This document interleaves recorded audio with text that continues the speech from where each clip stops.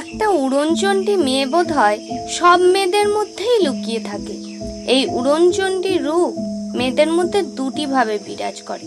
কখনো সেটা প্রকাশ্যে থাকে দিবালোকের মতো, কখনো সেটা রাতের অন্ধকারে সূর্যের অস্তিত্বের মতো, সত্যি কিন্তু আড়ালে। মেয়েরা উড়নচণ্ডী অলক্ষ্মী হওয়াই ভালো। হয়তো নিয়ম মেনে আর কতটুকুই লক্ষ্মী হতে পারে তারা? তার চেয়ে নিয়ম ভেঙে উড়ে যাওয়াই ভালো।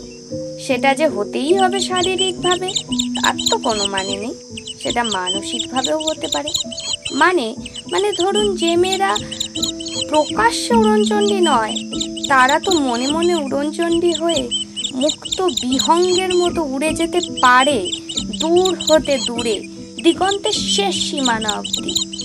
আবার যে মেয়েরা দিবালোকের মতো স্পষ্ট প্রকাশ্যে উড়নচণ্ডী অলক্ষ্মী, তারা তো সব বাঁধন খুলে ফেলে উড়ে যেতে পারে যেখানে তাদের ইচ্ছে।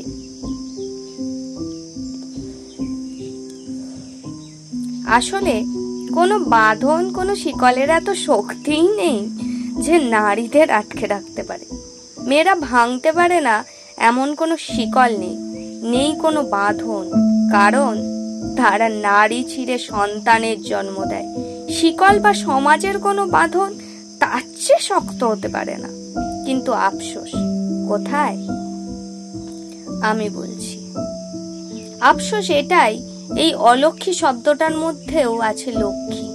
উড়নচণ্ডী বলে সম্বোধন এই লক্ষ্মীদের জন্যই। তাই শত ইচ্ছা সত্ত্বেও মেয়েরা মেনে নেয় এই বাঁধন, কারণ এই বাঁধন এই সমাজের, হয়তো তার কোনো প্রিয়জনের তৈরি।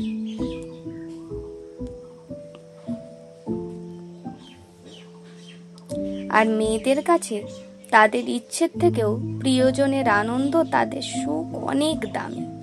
তাই তারা তাদের প্রতি হওয়া অত্যাচার তাদের প্রিয়জনের দেওয়া উপহার হিসাবেই স্বীকার করে। তাই তারা চেয়েও গোধূলির ধুলোর মতো উড়ে যেতে পারে না দূর হতে দূরে। রাগ, দুঃখ, অভিমান মনেই রাখতে হয়। এক সময় যে মেয়েকে উড়নচণ্ডী বলে সবাই জানতো, তাকেও হতে হয় সংসারে। যে মেয়ে খুব আদুরে,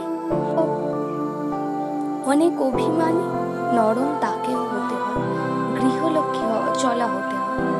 অভিমান, রাগ, দুঃখ, চোখের জল সব দূরে ফেলে হতে হয় শক্ত ও শান্ত।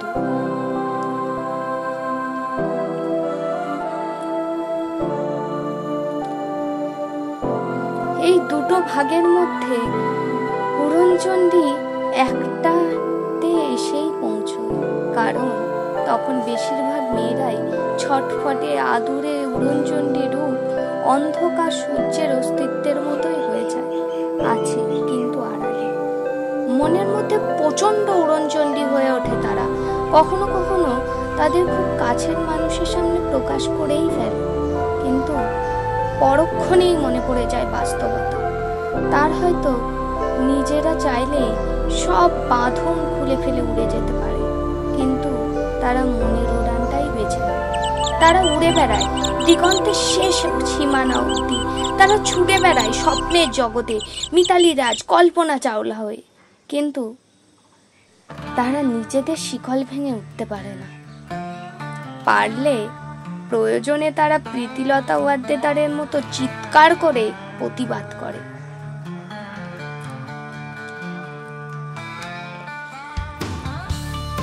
আর যদি কোনো মেয়ে ব্যতিক্রমী হয়ে সত্যি সমাজের বাঁধন খুলে ফেলে দিতে পারে, তাহলে সে স্বপ্ন ছেড়ে বাস্তব জগতের মিতালি রাজ, কল্পনা চাওলা, মেরি কম, প্রিয়া ঝিঙ্গা, সানিয়া মির্জা, কিরণ বেদি, অঞ্জলি গুপ্তা, অরুণিমা সিংহ হয়ে ওঠে, যারা নিজেদের স্বপ্নের সাথে সাথে গর্বিত করে আমাদের মতো মেয়েদের, যারা সমাজের চোখে চোখ রাখার সাহস রাখে, কথা বলতে পারে চোখে চোখ রেখেই। তারাই প্রীতিলতা ওয়াদ্দেদার হয়ে ওঠে, বাস্তবতাকে ভয় না পেয়ে, পরোয়া না করে, কোনো বাঁধন শাসনকে মানে না। সব মেয়ের উড়নচণ্ডী হওয়া খুব দরকার। সব মেয়ে যাতে উড়নচণ্ডী অলক্ষ্মী হয়ে উঠতে পারে, সেই কামনাই করি একজন মেয়ে মন থেকে এবং শারীরিকভাবে উড়নচণ্ডী হয়ে উঠুক সব মেয়ে, ভেঙে দিক সব অচলায়তন, নিজের দরজার তালা নিজেই ভেঙে হয়ে উঠুক আজকের নারী আধুনিকা, নিজেই লিখুক নিজের ভাগ্য, তারা নারী হয়ে টেক্কা দিক হাজার হাজার পুরুষের সাথে, আবার মা হয়ে মমতায় ভরে দিক সন্তানকে, হয়ে উঠুক অদ্বিতীয়া, সমগ্র সমাজ সেই প্রচণ্ড নারী রূপ দেখে বলে উঠুক মহামেঘং প্রভং ঘোরাং মুক্তকেশিং চতুর্ভুজাং কালিকাং দক্ষিণাং মুন্ডমালা বিভূষিতাং। মেয়েরা উড়নচণ্ডী হলে পুরুষাশ্রিত সমাজের কিছু সংখ্যক মানুষের ক্ষতি হবে বলছি, কিন্তু এইটুকু বলতে পারি এই মেয়েরা আদপে কারোর ক্ষতি করে না।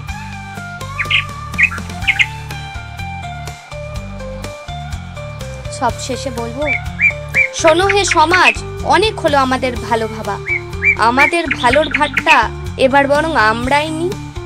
সমাজের অনেক কাজ তোমাদের, আর এই কাজের ভাত দিয়ে ভারাক্রান্ত করতে চাই না। সংসারের ভালো যেমন বুঝতে পারি, আমরা তেমন নিজেদের জীবনের ভালোটাও বুঝতে পারবো ঠিকই।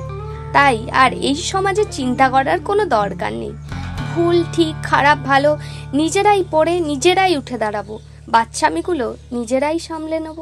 তখন এই সমাজ বলবেই ইয়া দেবী সর্বভূতেষু শক্তি রূপেণ সংস্থিতা নমস্তস্যৈ নমস্তস্যৈ নমস্তস্যৈ নমো নমঃ। ইয়া দেবী সর্বভূতেষু মাতৃরূপেণ সংস্থিতা নমস্তস্যৈ নমস্তস্যৈ নমস্তস্যৈ নমো নমঃ।